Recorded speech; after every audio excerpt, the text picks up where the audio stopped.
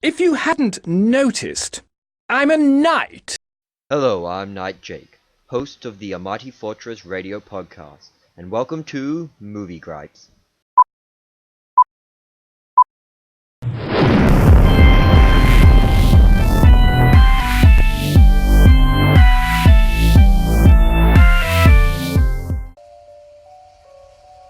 Hello, on this edition of Movie Gripes I decided to go for something a little different. Instead of doing a movie on a biblical event or church's history, I decided to go with a generic modern day Christian movie.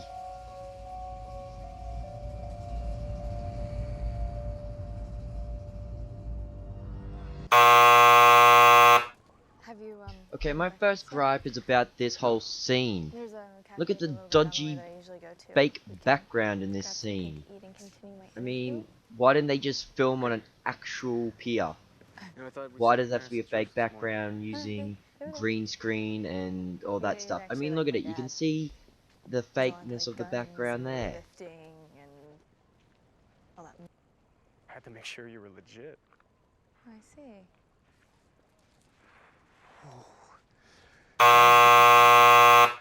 You were standing out in the cold all this time, talking, and you decide to put your hood on just as you're about to go inside. That's just stupid. This is a gripe for the stupidity of the character. Knowledge of literature other than popular comic books.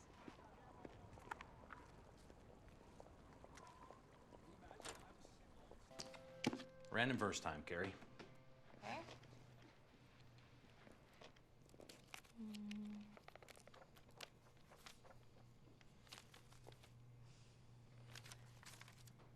Before the mountains were brought forth, or ever thou hast formed the earth and the world, even from everlasting to everlasting, thou art God. Thou turnest man to destruction, and sayest, Return, ye children of men. For 1,000 years in thy sight are but as yesterday when it is past, and as a watch in the night.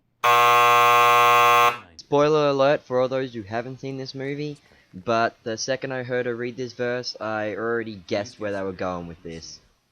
We give you thanks. Amen. You proved to me that science and Genesis were not in conflict. Have you ever noticed that Tiana's clock runs at a different speed than Tiana's clock runs at a different speed? Hello? No. It's not that time seems to pass more slowly in the starship, it actually does. 4 years pass in the starship, 20 years pass on Earth. That is proven science, and it is true. Return, ye children of men. For 1,000 years in thy sight are but as yesterday when it is past, and as a watch in the night. Psalm 90. Psalm 90. This gets another gripe because I can see where they're going with this.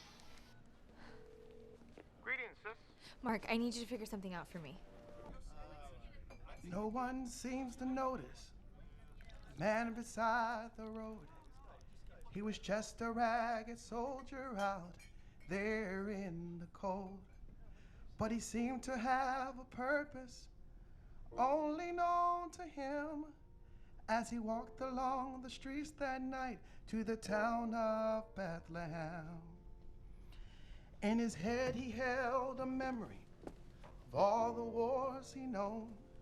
In his hand he clutched a medal for the bravery he shown. But the weight of every battle he carried in his heart. But his eyes were clear, searching for a manger in the dark.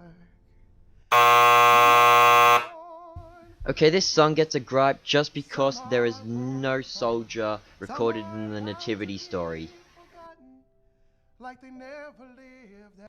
Dad, if you could summarize for us the first day of Genesis. In the beginning, God created the heavens and the earth. And the earth was without form and was void.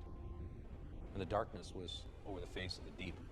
And the Spirit of God hovered over the surface of the waters. And God said, Let there be light. There are some points that need to be clarified. Yeah, 3 really. You need to understand something of Hebrew to understand the book of Genesis. First of all, in the ancient Hebrew language, there is no word for universe. Secondly, the waters are really representing everything that there was. Wrong, these are actual physical waters on the newly formed Earth. State of chaos. Dr. Tolley, day 1 would have started 15.75 billion years ago and ended 7.75 billion years ago. During Wait, what was that? Did he just say that the first day of Genesis went from 15.75 billion years ago to 7.75 billion years ago? Oh, now I understand. This is progressive creationism. That's what the Genesis code is referring to. These guys are just progressive creationists, not six-day creationists. For those who don't understand, progressive creationism is the day-age theory, in which the 6 days of creation actually represented anywhere from thousands to millions to billions of years. This movie has just based this same theory on Psalm 90. One of the other typical verses commonly used is from 2nd Peter. I'm going to give this movie 6 additional gripes for each day of creation because the Genesis code is really just progressive creationism. Day 2. Day 2, the heavens as we know them were created, and the chaos that would eventually become the earth was separated from the rest of creation. That's not true. On day 2, the waters and the sky were created. Those stars and moons and galaxies weren't created until day 4. Daddy, day 3. The oceans and the dry land appeared, as well as the first forms of plant life. Professor Campbell, we're in your arena now. What does science say happened on Earth between 3.75 billion years ago and 1.75 billion years ago? Well, some 3.8 billion years ago, the Earth cooled, liquid water formed. Almost immediately, first plant and animal life, photosynthetic algae, bacteria. Okay, so these two accounts just do not fit together. According to the Big Bang model, the Earth was a big ball of lava that cooled and then liquid water formed on the dry Earth, whereas the Bible account was that it was a big ball of water and then the water separated and dry land rose up. Also, the plants weren't the first forms of plant life like that small little bacteria stuff you showed in that previous picture. They were, as Genesis 1:11 describes them, seed-yielding plants and fruit-bearing trees. Back to you, Dad. Day 4. Day 4, the sun, the moon, and the stars appeared. Same time period, Professor. Wait, same time period. So days 1 and 2 get to be billions of years old, but day 3 and 4 happen in the same time period? The atmosphere on Earth would have been nearly opaque. Then with the rising concentrations of oxygen, the atmosphere would have become translucent. And then the sun, the moon, and the stars would have appeared for the first time from the surface of the Earth. Wait, so according to your progressive creationist model, you're saying that the stars and moon and sun were created on day 2, which was billions of years ago, and yet day 4 only refers to when some clouds in our atmosphere opened up, and so the first time they appeared as if they could be seen from the Earth. Doesn't make any sense considering there'd be no humans there to say, oh, I couldn't see any stars and moons before this time period, and now I saw them. Now, isn't it true that at the time Genesis was written, there was no awareness of any of the scientific stages that you and Dr. Tully described? Well, at that time, Carrie, most people thought the Earth was flat. So you see, science and its 15.75 billion years and the 6 days of Genesis are in complete accord. No, they are not. The creation of the universe as told in Genesis versus the evolution of the universe told by atheists are completely different and have a number of contradictions, especially concerning the order of creation versus the order of the evolutionary model. I think what I find most amazing about this is the uncanny brilliance of biblical Genesis, which is presented to us in such a way that mankind has to evolve to its current level before we're able to understand the story as it was originally written. I'm so sick and tired of people assuming that Moses was so stupid that God had to explain Genesis to him in a way which he would understand, and only us, with our super intelligent 21st century brains, would be able to understand and comprehend the order of evolution. Try to answer them for you, but if not, I just thank you for coming and I bid you a good day. Yeah. Your career is your religion. But what if it wasn't? And what if your religion was going to cost you your career?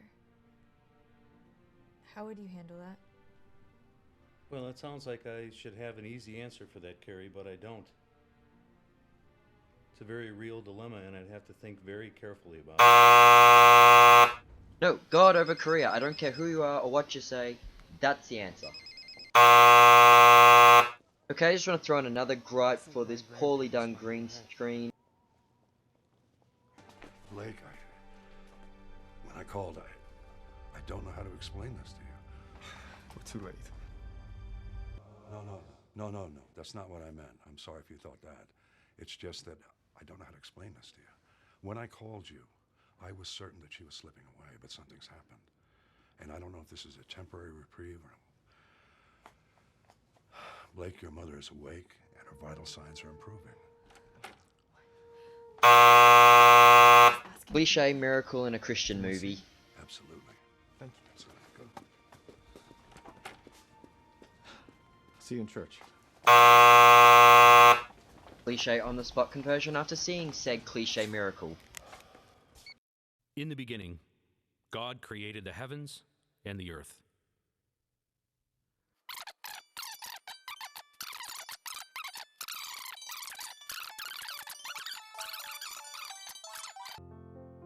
And there was evening, and there was morning, the sixth day.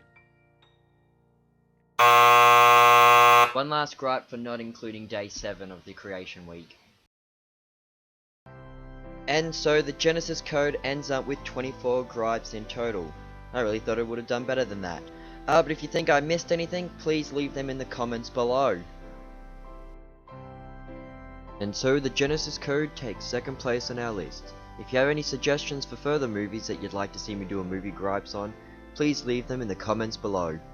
And as always, I've been your host, Night Jake. Goodbye and God bless.